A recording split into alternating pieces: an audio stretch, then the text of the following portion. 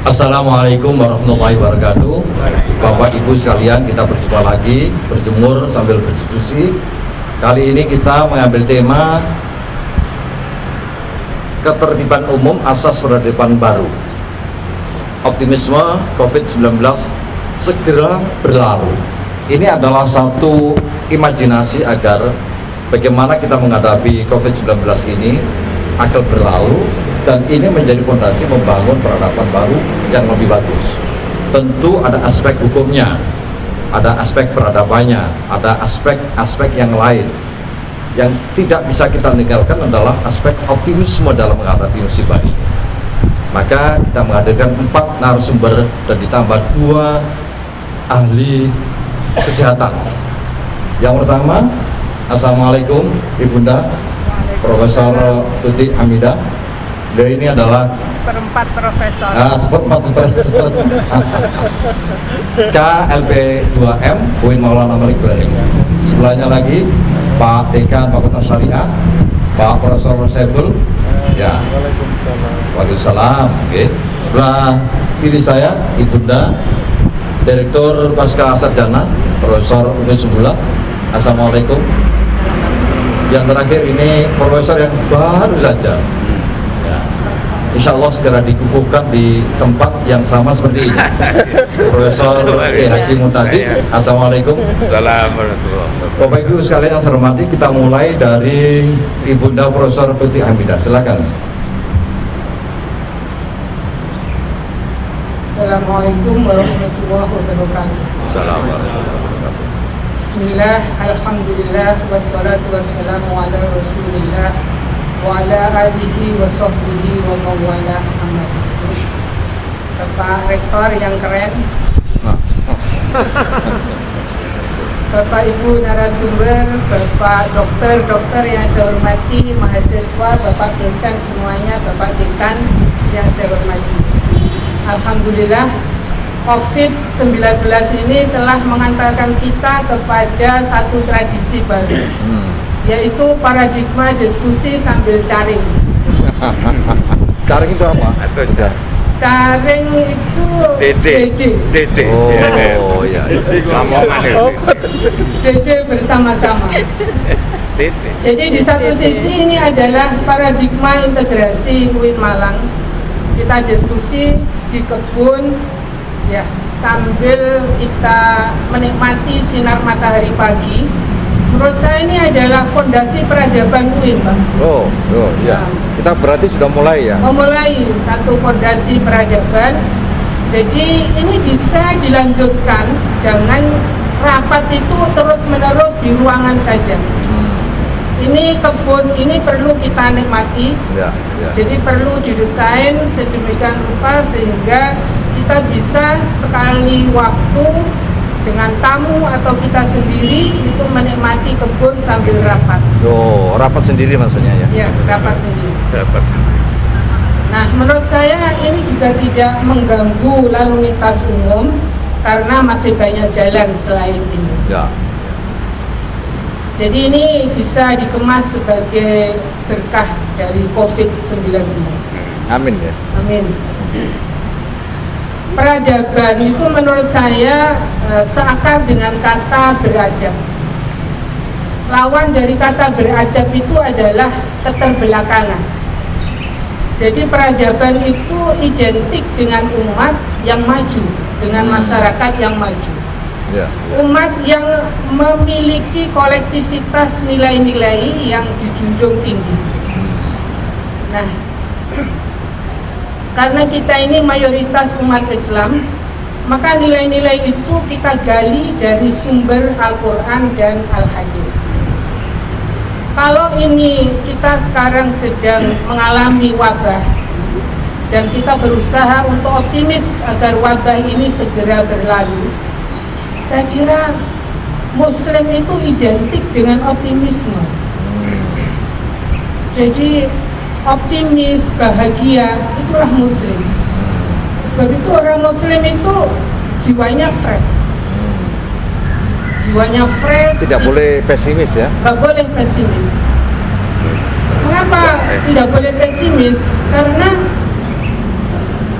semuanya itu sudah diatur oleh Allah Subhanahu wa taala. Walahul amru min qablu wa min ba'du. Milik Allah semuanya, sebelum perkara itu terjadi dan sesudah perkara itu terjadi. Jadi hakikatnya kita ini berusaha, tapi berusaha itu sesungguhnya sudah ada takdirnya, berusaha untuk menjemput takdir.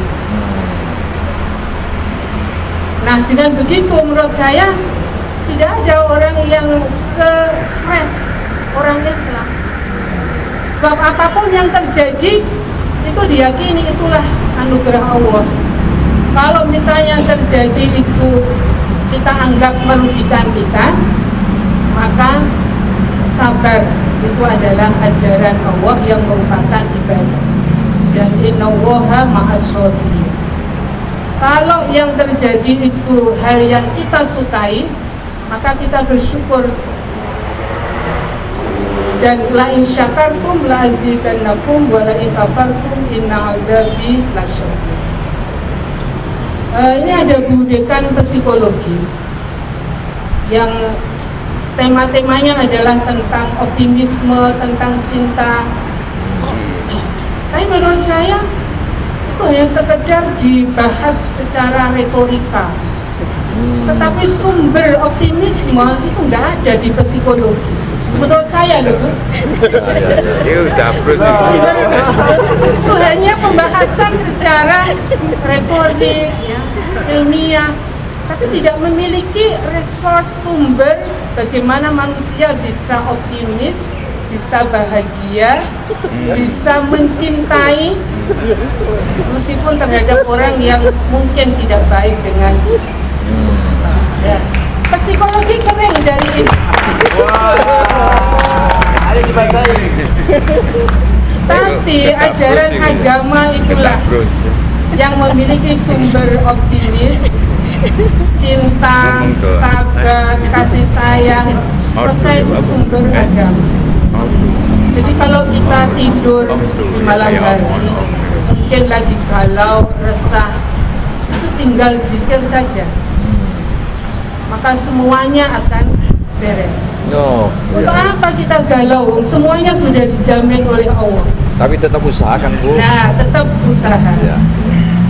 Usaha itu adalah wasilah untuk menjemput takdir. Karena kalau kita tidak mempercayai begitu, kita nanti jadi Mu'tazilah. Jadi kalau takdir, misalnya gini, Mu'tazilah itu ada kebebasan for will dan for act, berkehendak dan berkegiatan. Seolah-olah Mu'tazilah itu memaksa Tuhan. Kalau saya sudah melakukan ini, Tuhan wajib untuk memberi ini. Itu tidak benar menurut Asy'ariyah. Jadi Mu'tazilah memperkosa Tuhan. Memperkosa, Pak. Tuhan kok diperkosa. Nggak boleh ya? Nggak boleh. Tapi kalau kita ini Asy'ariyah itu benar kita berusaha, tetapi usaha itu sekedar wasilah. Nanti jadi atau tidak itu adalah anugerah Allah. Tapi tetap optimis ya. Tetap optimis. Mungkin ada ayat Al-Quran yang mungkin mendukung ini. Ada. Wala tayasu min rauhillah. Ya, untung saya tidak mengucapkan ya. Tetap Bu Guru yang mengucapkan, bukan saya. Ya. Ya, itu ada sesuatu yang saya sudah mengira arahnya kemana. Nah, jadi di Indonesia ini kasus bunuh diri relatif sangat kecil. Apapun kondisinya, orang Indonesia, orang Jawa itu masih mengatakan untung. Misalnya kecelakaan, keserempet, banyak gembos, untung setire gak apa-apa. Oh, ya. Setire runsep bonyok, Ya. untung gegere sih gak apa-apa. Masih gitu. Semuanya untung. Dan saya kira ini sejalan dengan syukur. Jadi iman itu memiliki dua dimensi. Dimensi pertama adalah sabar, dimensi kedua adalah syukur. Dari sabar dan syukur ini mengantarkan jiwa kita menjadi fresh, tidak terbebani apapun. Nah, sebab itu nggak perlu anti aging, ibu-ibu, hanya sabar dan support saja, nggak usah perawatan anti penuaan. Itu sudah awet muda. Ya. Itu selalu dicoba ibu ya. Ya kalau kita zikir, ya kadang-kadang tidur itu kan lalu memikirkan macam-macam yang mungkin tadi siang itu nggak enak gitu. Tapi kalau kita kembalikan, apalagi dengan doktrin Asy'ariyah, apa yang dilakukan manusia ini pun ciptaan Tuhan. Jadi apa yang sudah kita lakukan, kadang-kadang kita takut, oh nanti dampaknya jelek. Ya sudah, biar aja. Ya. Berarti nanti kalau jelek kita harus sabar aja. Dan sabar itu ibadah. Ya. Kalau sesuai dengan harapan kita bersyukur. Syukur itu juga ibadah. Ya. Terima kasih Ibu. Saya kira luar biasa. Dari pertama kali kita buka dengan optimisme. Ya. Para dokter bukan berarti menyepelekan para dokter, tetap usaha. Tetapi yang pertama kali adalah optimisme supaya kita sehat. Saya kira berikutnya kita lanjutkan dengan Pak Prof. Saiful ya. Ini seorang ahli hukum, silakan. Baik, terima kasih. Bismillahirrahmanirrahim. Assalamualaikum warahmatullahi wabarakatuh. Assalamualaikum. Alhamdulillahirabbil alamin. Yang kami hormati Pak Rektor, Bapak Ibu semua hadirin. Saya bersyukur alhamdulillah bisa hadir di pertemuan ini, dan menurut saya media ini sangat penting. Jadi tidak hanya di ruang kelas ya, sama dengan Bu Tuti ya, kita menggali banyak hal, dan masa sterilisasi ini bagian semua disiplin ilmu itu merenungkan apa yang dia lakukan terhadap kondisi COVID-19, termasuk disiplin hukum ya. Disiplin hukum, Prof.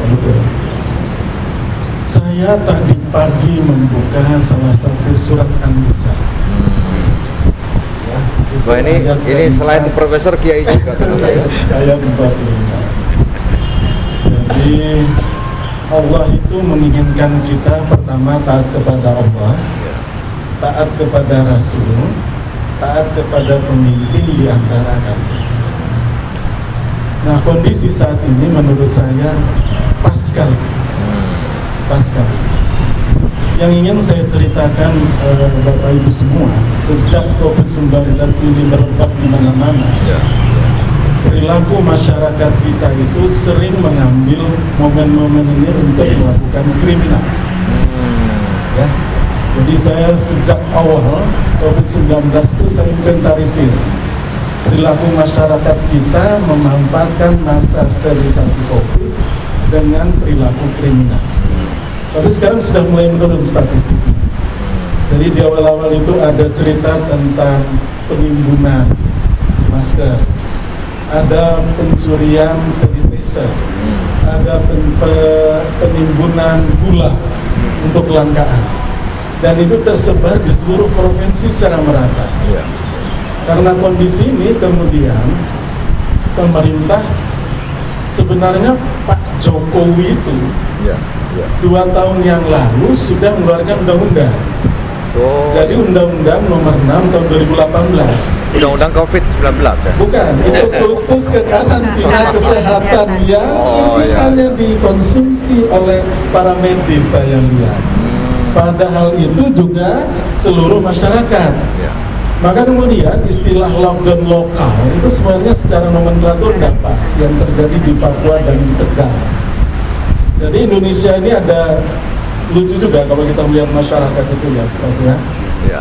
Dari sistem birokrasi itu kan ada pemerintahan pusat, pemerintahan daerah. Cuma karena birokrasi yang cukup lama, akhirnya masyarakat itu bertindak dengan cara sendiri untuk mengatasi masalahnya sendiri. Dan sekarang terjadi di kampung-kampung. Itu dalam rangka mengantisipasi penyebaran COVID itu ala persepsi mereka. Tetapi dari sisi regulasi itu belum terpayungi. Nah, keluarlah 31 Maret tadi 3 undang-undang oleh Pak Jokowi itu. ada Kepres, ada Perpu yang itu menjembatani melindungi masyarakat kita. Pak Jokowi cerita begini, kita ini yang terpenting adalah bagaimana arus masuk dari luar negeri ke Indonesia, yang itu titik masuknya ada 135 pintu. Itu yang mengakses salah satunya, mengapa kemudian penyebaran penyakit ini tidak berhenti. Dan itu tidak tertangani. Nah sekarang sudah ada dari Menlu itu agar seluruh pintu-pintu itu ditutup. Saya juga mendengar informasi, melihat dan sebagainya, Tiongkok itu sudah gelombang kedua dia. Jadi orang-orang Tiongkok di luar negeri itu pada pulang semua. Dan itu menjadi mengatasi COVID kedua untuk di Tiongkok. Ini juga harus diantisipasi Indonesia. Jadi Indonesia ini cara berpikir hukumnya ini peristiwa terjadi dulu baru regulasinya diatur. Itu berarti keterlambatan para ahli hukum ya? Iya, salah satunya begitu. Oleh sebab itu saya pikir pemerintah dalam hal ini, menurut saya mau membandingkannya berapa anggaran yang disiapkan pemerintah. 405,1 triliun yang mau dikucurkan khusus penanganan ini. Dan itu menjadi tanda-tanda yang besar untuk KPK bagaimana cara mengawasi distribusi anggaran.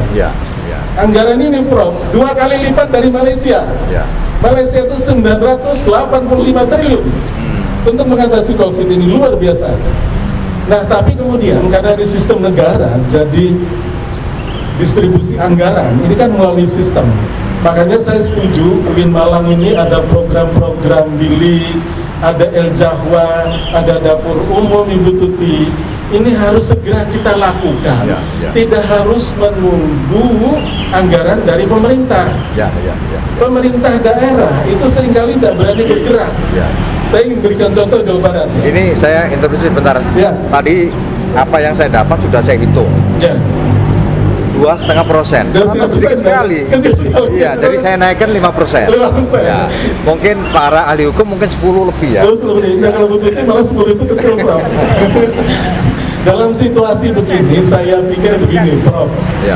Protokol kesehatan, kalau menurut Dr. Kristianji, itu di berbagai hal. Dalam rumah, luar rumah, bepergian ke luar negeri. Kalau budaya disiplin ini, jadi penegakan hukum law enforcement itu bisa bagus jika ada budaya disiplin. Dan COVID ini itu sebenarnya meningkatkan kualitas disiplin manusia Indonesia. Bagaimana dia taat kepada pemerintah. Jadi itu sebetulnya ketertiban umum ya, untuk membangun hukum dan itu nanti ujungnya membangun peradaban. Iya, salah satu disiplin hukumnya. Kita bisa komparatif dengan Korea Selatan. Kita bisa komparatif dengan Jepang, kita bisa komparatif dengan Tiongkok, bagaimana budaya disiplin itu dibangun dari hati kecilnya masyarakat itu. Dan salah satu persoalan COVID itu bisa selesai adalah meningkatkan budaya disiplin. Pak Prof.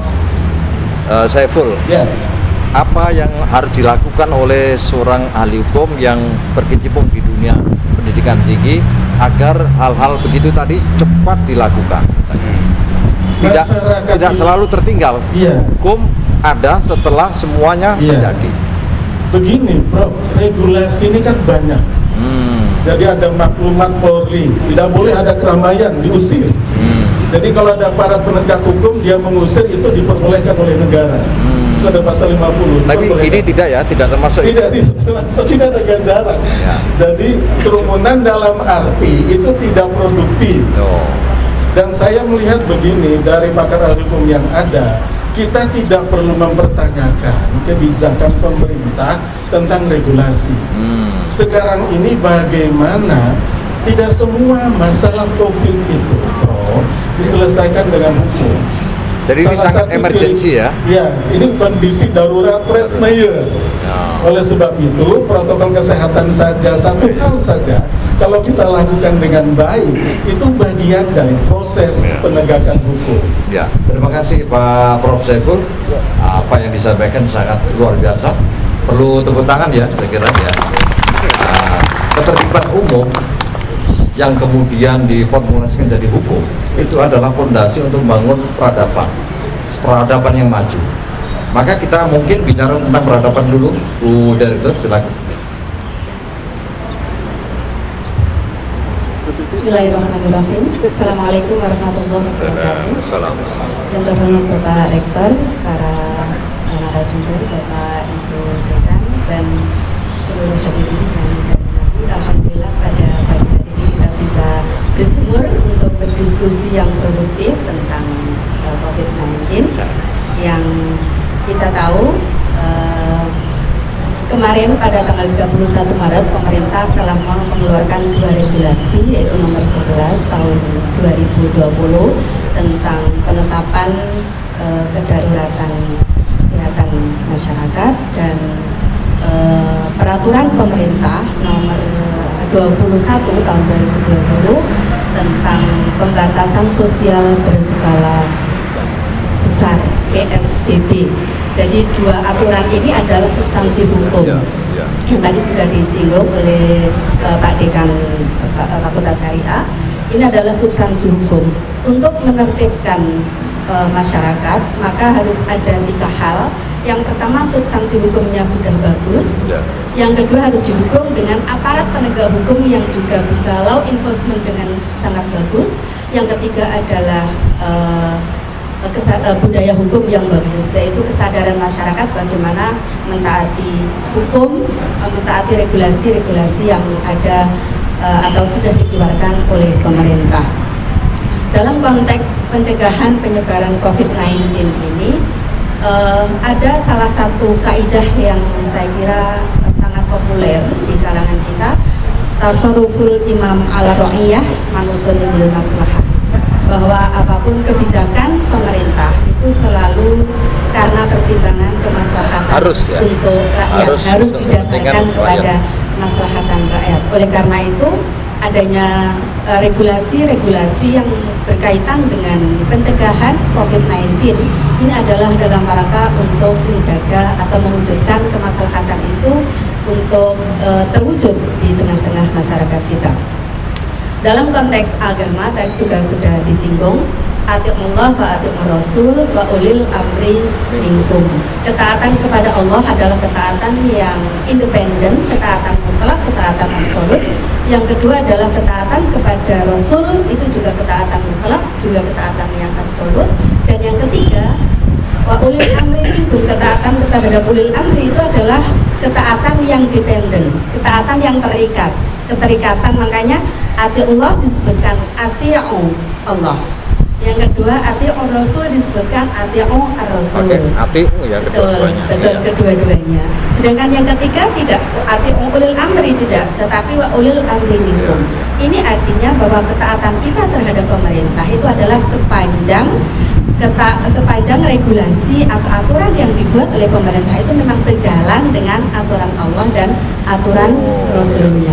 Jadi kalau misalnya aturan itu membawa kemaksiatan, kita tidak wajib mengikuti ya? Betul, karena itu betul, la ta'ata li makhluqin fi maksiatil khaliq ya. Karena itu kalau untuk maksiat maka tidak perlu mentaati ya. Tetapi dalam konteks pencegahan penyebaran COVID-19 ini regulasi yang diatur oleh pemerintah sama sekali tidak ada yang bertentangan dengan Islam, tidak ada yang bertentangan dengan aturan agama. Dalam justru ini memperkuat aturan agama itu ya. Betul. Justru ini sangat memperkuat aturan agama, bahkan ini adalah penjelasan lebih lanjut dari aturan-aturan agama. Di dalam salah satu hadis Nabi itu dikatakan bahwa Nabi menjanjikan pahala jihad bagi orang yang menderita penyakit menular untuk tidak pergi ke masjid. Meskipun dia tidak meninggal, tetapi pahala jihad itu bagi dia itu ada. Ini luar biasa bagaimana karantina di dalam rumah itu penting sekali. Mungkin bahasa hukumnya sekarang adalah menurut Undang-Undang Nomor 6 Tahun 2018 itu adalah tentang karantinaan kesehatan. Gitu. Yang kedua, Umar bin Khattab juga mengurungkan niatnya untuk bepergian ke Syam karena di daerah itu ada wabah taun. Kemudian juga ada cerita dari Qadhiyyah bahwa para ulama juga memberikan larangan terhadap mereka-mereka yang kena wabah penyakit menular itu untuk mendatangi tempat-tempat ibadah. Nah, dalam konteks ini maka ketaatan masyarakat itu sangat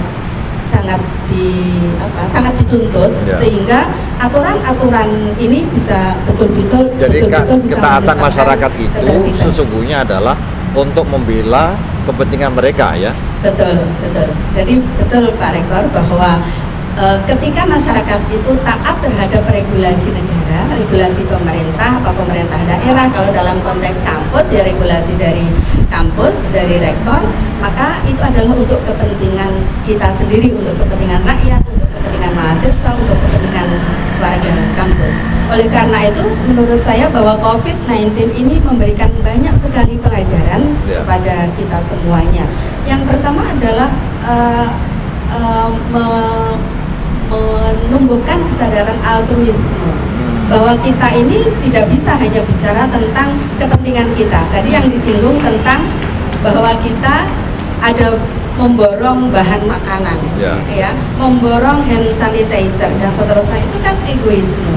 Dan COVID-19 ini sebenarnya adalah memberikan pelajaran kepada kita tentang altruisme, bagaimana kemudian kita empati kepada masyarakat, bagaimana kita bisa membela kepentingan orang banyak dan lain-lain.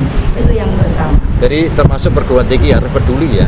Betul. Saya kira perguruan tinggi apa yang sudah dilakukan oleh UIN Malang itu sangat bagus dalam rangka untuk tidak saja melindungi warga kampus, tapi juga masyarakat sekitar kampus. Ini adalah watak dari altruisme yang itu muncul di tengah COVID-19 ini. Itu yang pertama. Yang kedua adalah bahwa ini menggugah kesadaran keberagamaan kita. Betapa mungkin selama ini kita terlalu formal ketika beribadah, atau kita itu terlalu formalistik, sangat terbawa dengan aktivitas-aktivitas yang sifatnya ritualistik dan ketaatan nominal. Ketika misalnya ada pembatasan kegiatan keagamaan seperti yang ada di dalam pasal 1 tentang peraturan pemerintah nomor 21 tahun 2020 yang kemarin baru disahkan, itu kan ada pembatasan sosial, ada pembatasan keagamaan, kemudian juga ada pembatasan wilayah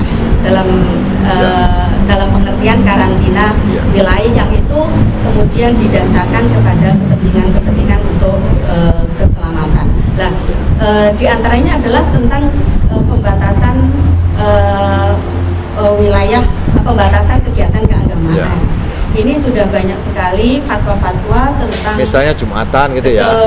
Jumatan, tetapi ternyata ada juga masyarakat tertentu yang merasa bahwa ini wajib, bahwa Jumatan itu wajib, sehingga kemudian mereka harus melakukan Jumatan, memaksakan diri, dan akhirnya kemudian menimbulkan kemadharatan, seperti yang terjadi beberapa waktu yang lalu itu di Jakarta.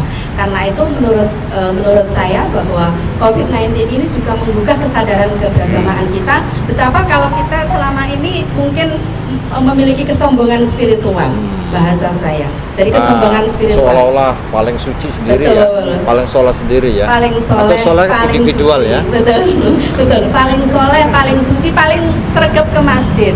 Karena itu semuanya masjid kita bangun dengan sangat bagus, tetapi apa sih sebenarnya substansinya kita tidak memahaminya. Padahal sungguhnya ada kaidah la dharara wa la dirar. Betul, Pak Rektor.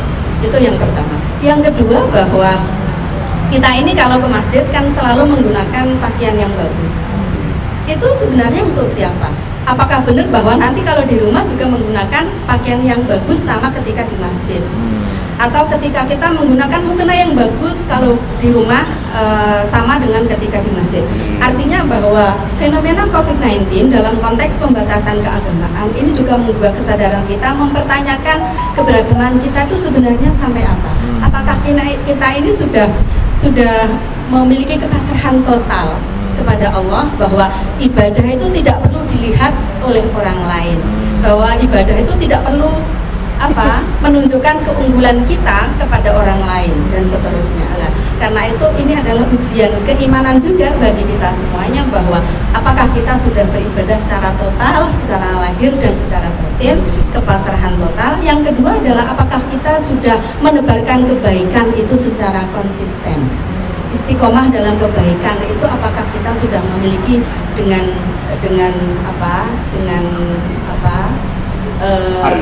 artinya kebaikan di menurut Islam itu sangat luas ya. Betul. Sangat luas sekali. Sangat luas sekali, dan itu mestinya tidak hanya menjadi kebaikan individu, tetapi juga menjadi kebaikan sosial, kesalehan sosial. Karena di dalam Quran hampir semua ayat yang bicara tentang keimanan, mengukur keimanan itu tidak cukup hanya keimanan kita secara vertikal kepada Allah, tetapi juga bagaimana implementasinya kepada masyarakat sekitar kita. Itu yang kedua. Kemudian yang terakhir bahwa fenomena COVID-19 ini tadi dikatakan bahwa ini bisa menjadi cara untuk membangun peradaban. Kenapa? Karena yang pertama bahwa COVID-19 ini bisa menumbuhkan kesadaran kita tentang pentingnya mentaati regulasi, pentingnya mentaati pemerintah maupun pemimpin kita. Itu satu. Yang kedua adalah bahwa untuk melahirkan peradaban itu maka kita dengan adanya COVID-19 ini kita harus meningkatkan kemampuan literasi kita.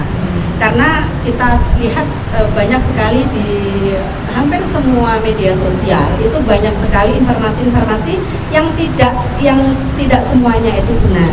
Karena itu meningkatkan kemampuan literasi itu adalah bagian dari cara kita untuk menciptakan artinya bisa menyeleksi ya kabar yang muncul di media dan sebagainya ya. Iya, jadi dengan adanya COVID-19 ini maka kita bisa berusaha untuk bagaimana cara menyeleksi kabar yang baik, kabar yang benar, sehingga itu meningkatkan kemampuan kita untuk kita tularkan, untuk kita diseminasikan, untuk kita edukasikan kepada keluarga kita, masyarakat kita. Terima kasih Prof. Saya kira luar biasa, tepuk tangan ya. Assalamualaikum. Ada 3 pembicara tadi. Yang terakhir sebelum ke para dokter ini, saya persilakan Prof. Mutadi ini. Kita melihat bahwa kondisi sekarang ini sangat prihatin kita ini. Ya. Seperti sudah semua tertutup. Saya teringat satu syair dari seorang syair, saya lupa namanya.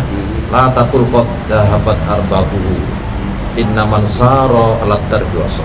Jangan kau katakan semua sudah tertutup jalannya untuk membangun peradaban yang maju ke depan. Innaman sara alat tarbiwasa. Sungguhnya orang yang berjalan di lorong-lorong kecil pun sampai. Sekarang ini kita mungkin jalan kita ini di lorong-lorong kecil. Kira-kira begitu ya. Nah, bagaimana perspektif jalan menuju Mekah? Ya, jalan menuju Mekah ya. Bagaimana Prof. Tadi silakan. Oke, assalamualaikum warahmatullahi wabarakatuh. Waalaikumsalam warahmatullahi. Bismillah, alhamdulillah, wassalatu wassalamu ala rasulillah wa ala alihi wa sahbihi wa mawala wa ba'du.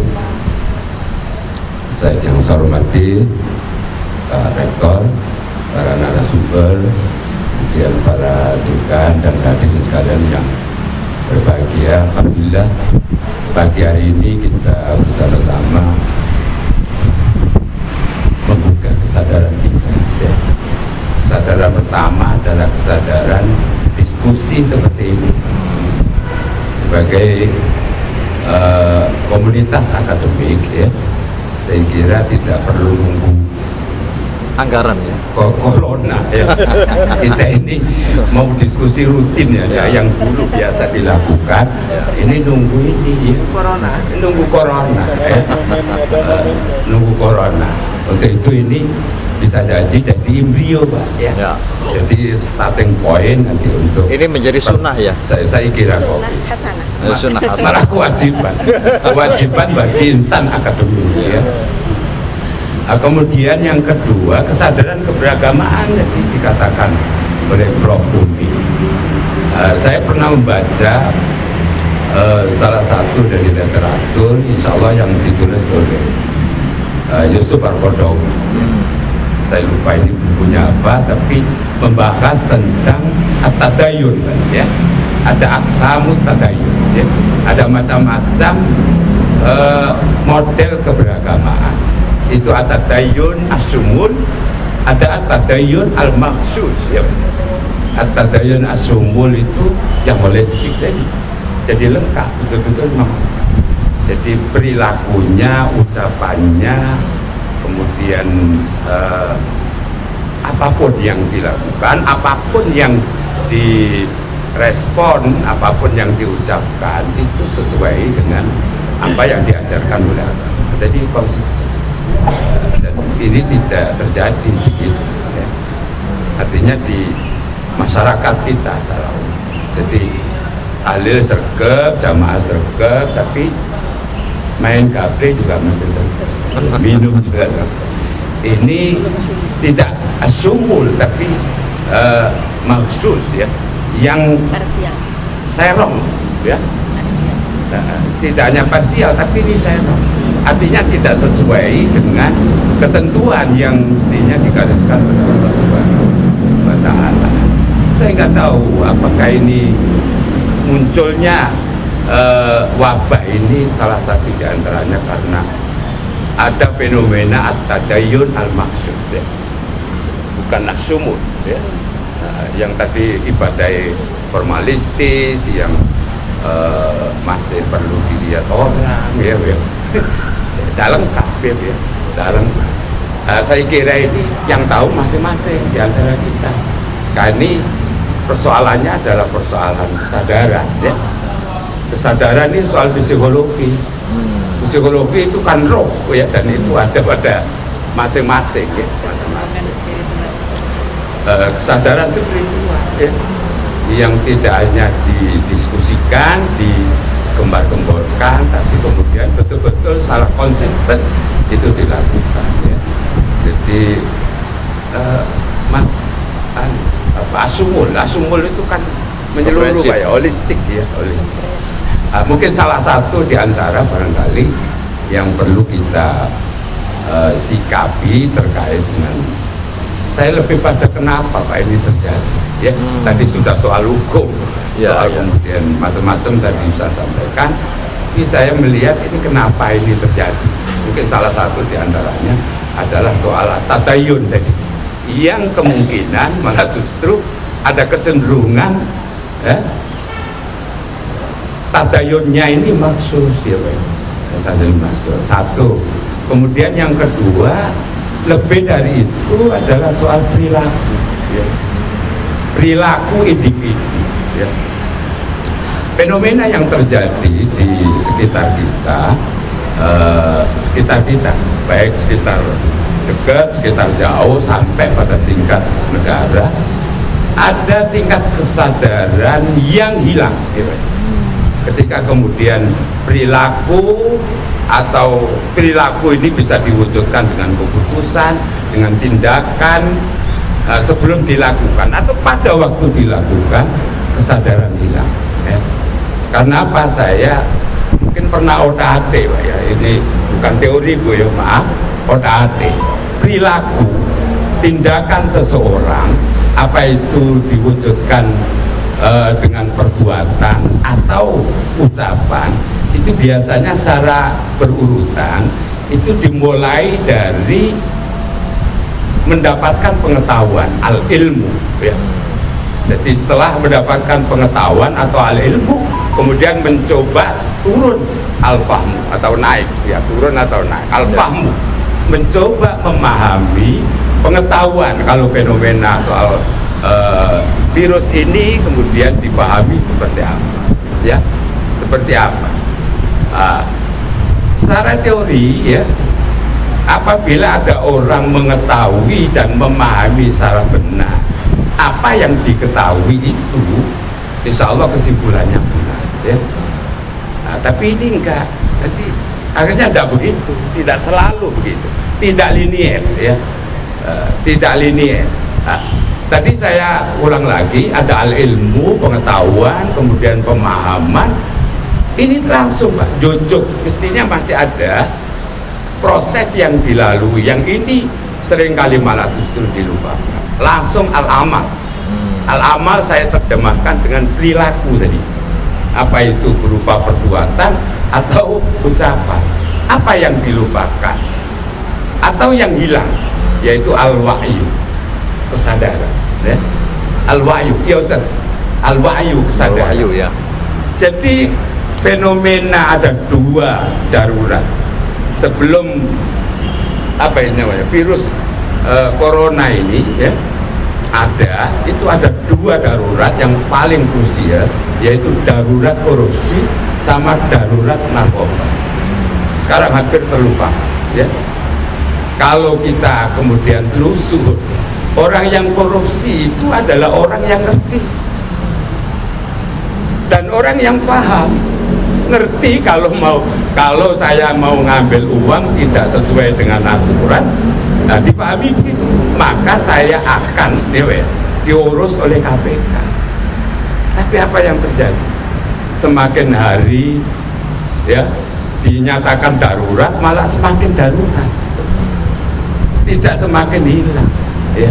Ini yang saya juga nggak tahu itu perilaku seperti apa ya. Nah, karena apa? Karena mereka ketika melakukan itu pas lagi gila ya. Gila itu identik dengan hilangnya kesadaran. Orang gila itu sebenarnya nggak boleh Pak itu dihukum itu Pak ya. Karena sampai gila, jadi sampai sudah di rumah sakit Lawang sana ya kan? Jadi sudah langsung dimasukkan aja, nggak usah diurus, nggak usah itu langsung ini ya. Kalau kerengan seperti itu, saya kira tidak hanya itu, perilaku menyimpang lain ya Pak ya. Apa itu selain korupsi narkoba, saya kira juga begitu ya. Kemudian orang yang kemudian mencoba mengambil barangnya orang lain, apa itu jambret, maling, apakah mereka nggak ngerti kalau kemudian ada akibat yang negatif. Beliau sebetulnya ngerti dan memahami, tapi kemudian ketika melakukan dalam keadaan gila, kalau saya katakan gila, hilang kesadaran ya, hilang kesadaran. Jadi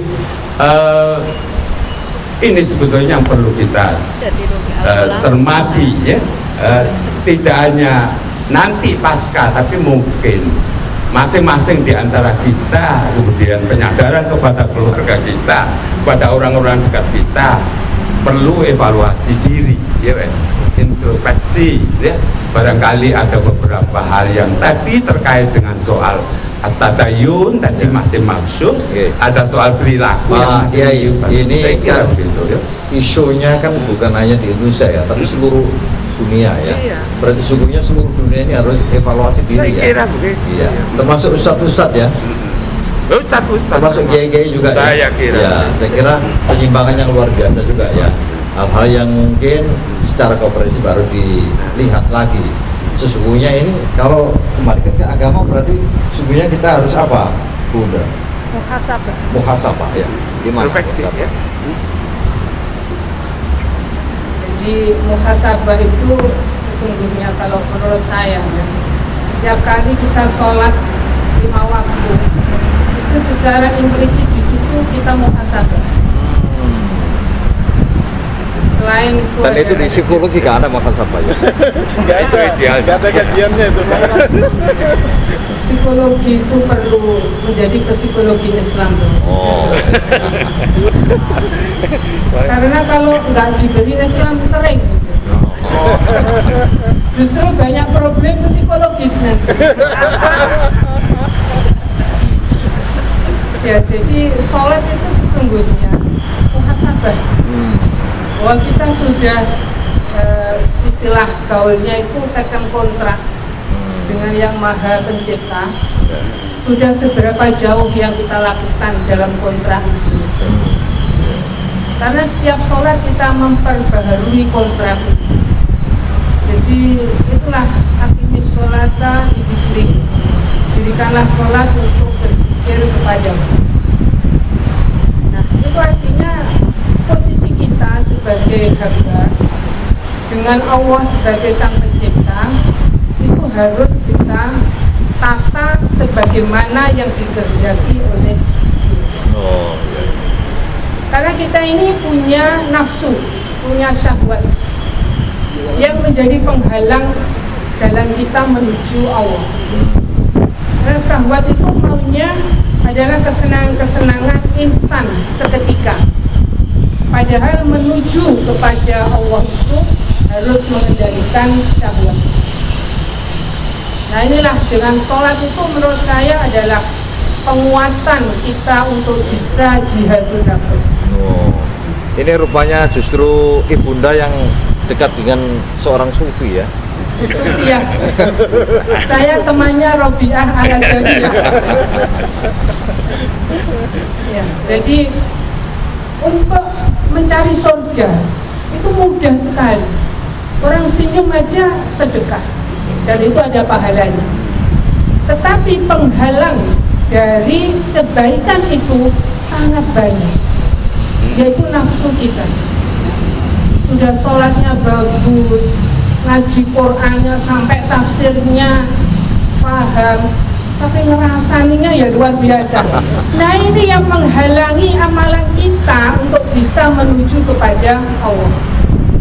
Jadi tidak sulit mencari surga, tetapi penghalang untuk diterimanya atau baiknya amal itulah yang sulit. Nah inilah yang disabdakan oleh Rasulullah SAW ketika baru selesai perang Badar. Perang Badar itu adalah kecil, yang lebih besar adalah perang memerangi nafsu kita sendiri.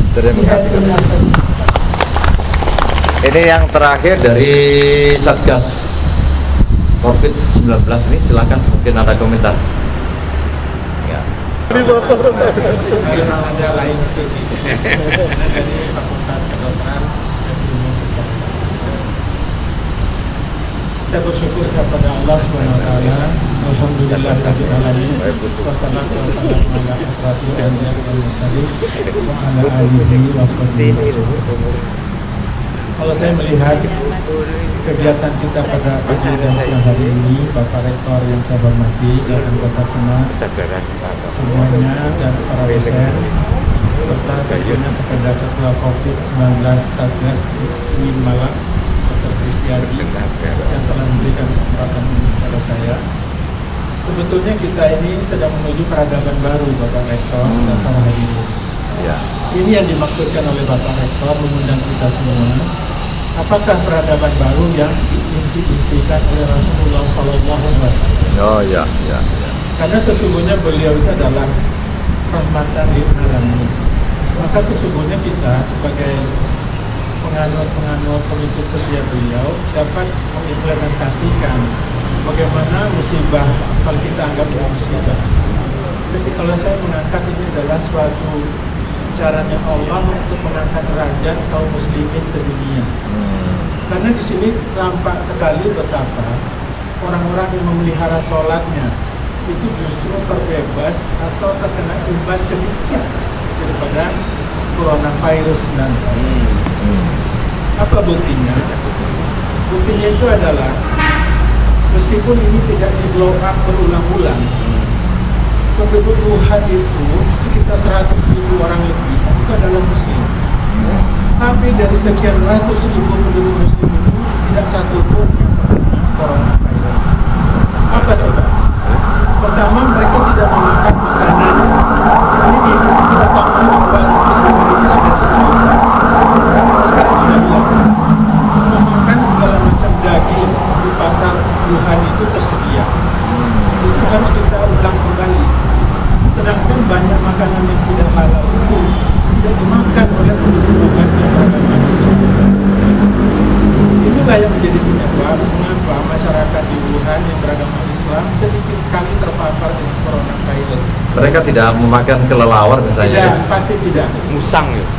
Kemudian yang kedua adalah mereka itu memelihara kebersihan mereka itu jauh lebih baik daripada penduduk Wuhan seluruhnya. Dan ini yang dapat kita tiru karena ini sudah tuntunan dari Nabi kita sendiri, yaitu dengan memelihara wudu kita. Dan salah satu pimpinan nasional bangsa kita zaman dahulu, mungkin para generasi muda belum pernah mendengar namanya, yaitu Ketua PBNU selama bertahun-tahun atau beberapa periode, Ki Haji Idham Khalid itu sangat terkenal memelihara wudunya. Setiap habis turas selalu beliau itu mengerti Urdu, sehingga ajudannya itu selalu repot, selalu menanyakan secara protokoler, mohon disediakan tempat wudhu sekalian dengan tempat toilet. Nah, ini kelebihan dari Profesor Dr. Ki Haji Idham Khalid. Nah, inilah yang menurut saya suatu hal yang dapat kita sebagai mahasiswa UIN, saya menganggap saya di sini mahasiswa Pak Rektor. Mahasiswa aja udah pinternya begitu ya, apalagi dosennya. Saya merasa saya menjadi mahasiswa berguru agama kepada bapak-bapak sekalian, dan saya mendapat banyak sekali. 3 tahun saya di sini, ilmu saya bertambah luar biasa. Suatu eskalasi yang saya sangat syukuri. Jadi Allah berfirman di dalam Al-Quran bahwa sesungguhnya Islam itu adalah agama yang sudah sangat sempurna. Bagaimana ayatnya saya sejenak ini lupa, tapi di dalam surat Al-Maidah ayat 3. Al-yawma akmaltu lakum dinakum wa atmamtu alaikum ni'mati wa raditu lakumul Islam. Wah, susah ya kalau dokter-dokter sudah menjadi kiai semua ya. Nah, ini 3 tahun di ini estetik kiai terancam ya. melamar kepada ibu direktur apa saya boleh Kancane malah. mahasiswa pasca, katanya tidak boleh, dia kelewatan. Ya sudah, saya mahasiswa biasa saja. Nah, yang kedua adalah jaminan Allah. Al-Quran itu adalah hudan linnasi wa bayyinati minal huda. Jadi tidak ada cerita lain, kita harus kembali kepada Al-Quran. Nah, teman-teman saya di FK, terutama mahasiswa saya, itu selalu saya ingatkan Al-Isra 82. Kitab Al-Quran ini harus Anda pegang. Kenapa? Wa nunazzilu minal Qur'ani ma huwa shifaa wa rahmatul lil mu'minin wa la yazidu zalimina illa khasara. Nah, 2 potong kata terakhir itulah yang harus kita hindari. Kalau kita merasa Al-Quran itu kurang berguna bagi kita, hati-hati. Nanti kita menjadi orang yang fasiun. Masya Allah, luar biasa. Kita harus kembalikan semuanya kepada Al-Quran. Kita ambil nilai-nilainya yang sangat banyak di sini. Nah, salah satunya yang harus saya kemukakan di sini, karena ini adalah sebetulnya benar sekali, bahwa Allah itu mempunyai banyak cara untuk merubah dunia ini menjadi lebih baik. Bahkan Allah itu, kalau kita mengatakan mengancam, kalau kamu tidak mau beriman, kalau kamu mau memilih menjadi kafir, hati-hatilah, kamu akan kami ganti dengan umat yang lain. Ini luar biasa. Kalau kita diganti dengan umat yang lain, apa artinya? Kita akan punah dengan COVID-19. Mau? Mau? Ya. Itu yang kita harus harapkan, doakan. Ya Allah. Kalau kita sudah bisa menganggap bersyahid pada diri kita sendiri, maka insya Allah Allah akan tolong kita. Amin. Allah yansurkum. Ya. Mudah-mudahan ini bagian kegiatan kita dapat ridho Allah dan merupakan bagian yansurullah yansurkum. Amin. Amin. Amin. Alhamdulillah. Wabillahi taufiq wal hidayah. Assalamualaikum. Bapak Ibu sekalian yang saya hormati, jadi inilah sesungguhnya desain dari Allah SWT yang luar biasa. Jadi saya mohon Bapak Ibu sekalian memahami kalau saya tidak menyimpulkan, dan itu disimpulkan oleh seorang dokter saraf, tapi tidak kena saraf ya. Mudah-mudahan apa yang kita bicarakan pagi ini ada manfaatnya, dan ini salah satu di antara dari sekian kegiatan yang dilakukan oleh UIN Maulana Malik Ibrahim untuk didedikasikan untuk seluruh manusia di dunia. Saya akhiri, wassalamualaikum warahmatullahi wabarakatuh.